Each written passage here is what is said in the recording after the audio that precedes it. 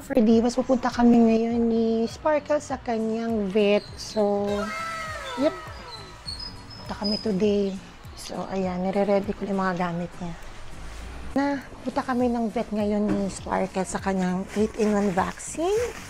So, dali natin ang kanyang mga record book niya dito sa Pet World Animal Clinic. Dito yan sa San Pedro, Laguna. Yan ang trusted kong vet. Very accessible, malapit lang sa amin, magta-tricycle lang kami ulit. So yan, ayan, saan na si Bulinggit? Ayan, this is Sparkle. Sparkle, halika na ha. Sparkle, pupunta ng vet sis. Alam na niya, ayan, natatakot na yan siya. Takot ka, baby? Punta tayo sa vet mo. Nakit niya, diba? Sparkle, diba? Ayan siya, oh. Ayan siya, Sparkle. Wala, mama. Punta tayo ng vet. Okay lang sa'yo? Okay lang daw sa kanya. Punta kami ng vet. Ayan. Saturday ngayon. Weekends. Mama, Miss Judy is. Punta kami ng vet. Miss Sparkle. Ayan na. Babe siya ngayon. Kasi alam niya papunta kami ng vet. Babe siya.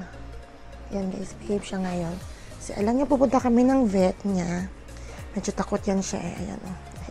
Don't worry. Oh, alam na niya. Alam na niya. Nakatunog na. Tag ko kayo guys kasi magko-commute lang kami, ha? Okay. Ayan na. Okay. See you later. Bye-bye. See you later, guys. Bye-bye.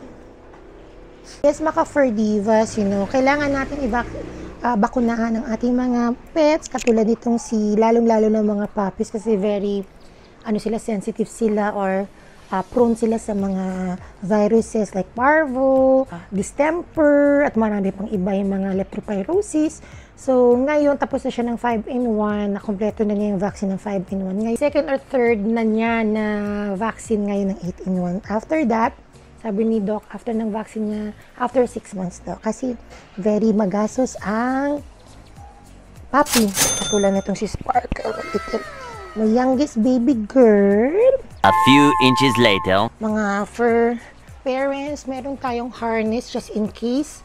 Kung matakot o mataranta ang ating dog, hindi natin sila mabitawan accidentally. Or, meron tayong control sa kanila. So, kailangan ng harness kahit na maliit sa kanya. Ayaw niya, alam na niya. Pupunta kami ng vet. No, sige na anak, ngayon na lang. After ng 6 months na naman, ha? Sige, no. Kasi mas mabigat pa yung harness niya kaysa sa kanya. Ayaw na niya. May trauma na siya sa ano. Bakit, baby? No. It's okay.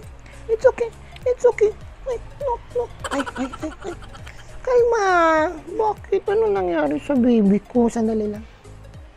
Ano sa baby ko? Kailangan tayo mag-harness. Ito tayo sa vet. Ayaw na niyang pumunta ng vet. Kasi umiiyak ito pag nag-vet siya. Ewan kung bakit trauma yan siya. Ano, baby? Kailangan ng harness. Oh, ayan na. Hindi na. Kailangan ng harness, anak. Ayan na. Ayan ang harness niya. Mas malaki pa yung harness niya sa kanya mabigat.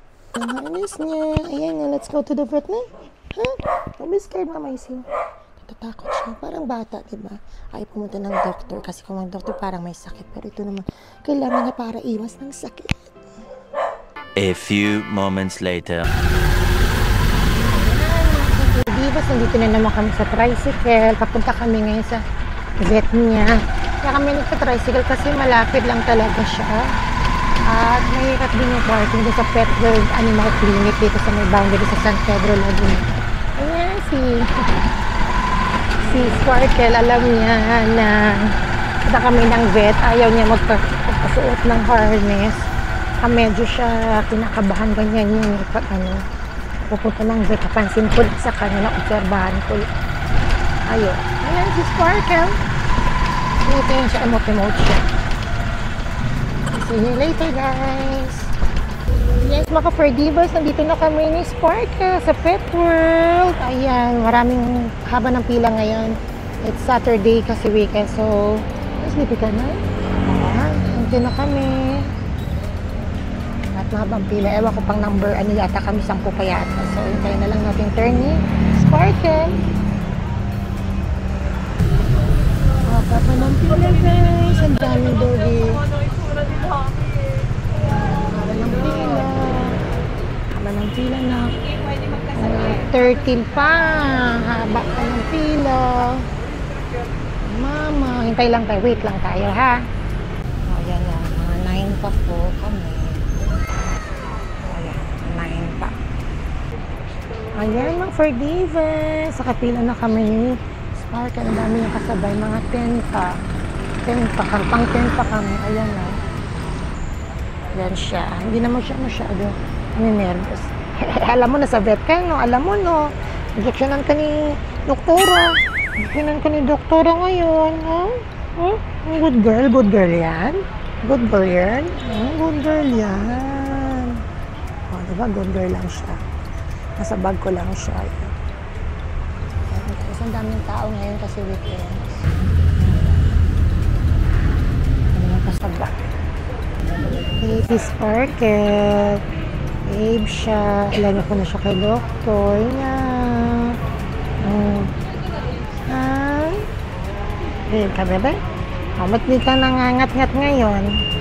Nangangat na ang Sparkle namin. Sleepy na yan. Sleepy ng Sparkle namin. Antok na siya, oh.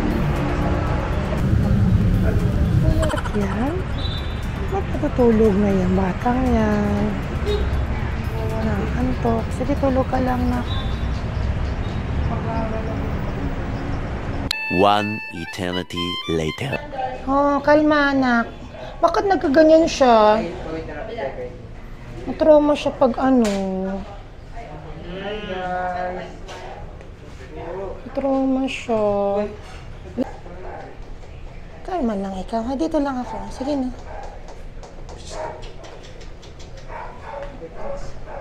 Yan, nanginginig siya. Ito na lang si Kuya Oo, sorry. Natatrauma ka ba? Konti na lang ha. Konting push na lang. Alam niya pupunta ng vet. Titingnan lang eyes. Opo, hindi nakakaano yan ha. Hindi magbabaksin. Natatrauma. Ako kasi yung last time, sorry. Pili. Hindi kahit ako, Doc, ano, pag hinaano ko yung tank, kiss ko siya, ganun talaga siya. Kitataka ako. Kaya Check ears ha. Opo. paglagay ng harness, alaw na niya. Ayaw na niya. Pupunta dito. Oo, hirap ako kasi liit tumatakbo. So, kuya, syempre, konti lang. Tapos maganda rin malinisan ng kaunti. 8 in 1, last dose na to. Last dose na to. After that, we'll see you in April. Oo, 6 months April na nak. Kaya ba mga kuya? Kasi daw, ano daw, sabi nung kanyang yaya, nagpupumiglas daw. Sa liit niyan, 2 daw tao. Na kayo po siya, kuya Lupos.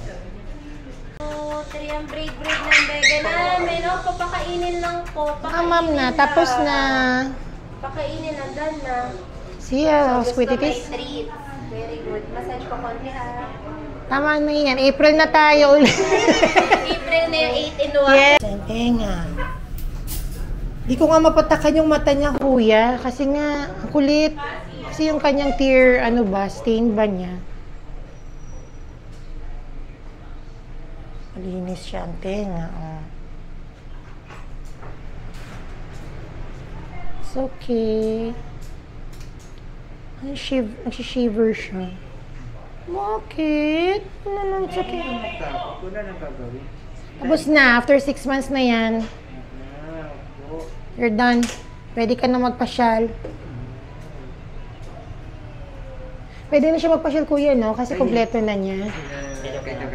Tanong natin kay Doc.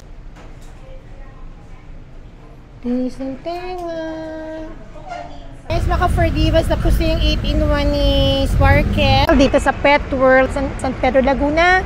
And yes, nakompleto na niya ang kanyang vaccine. Kaya kayo mga fur parents, kailangan yung kompletuhin yung bakuna ng mga fur babies ninyo para iwas tayo ng virus at iwas tayo sa mga sakit. Okay? So, pwede na natin ipasyal ang ating mga fur babies pag kompleto ng kanilang vaccine. Next, namin ay anti-rabies na po. Okay, see you guys! Thank you for watching all my videos. Don't forget to like, share, and subscribe. This is Francine Ferrioso signing off here in Pet World Animal Clinic here in San Pedro, Laguna. Bye guys! Thank you for supporting Sparkle. Bye-bye! Let's go na. Uwi na tayo.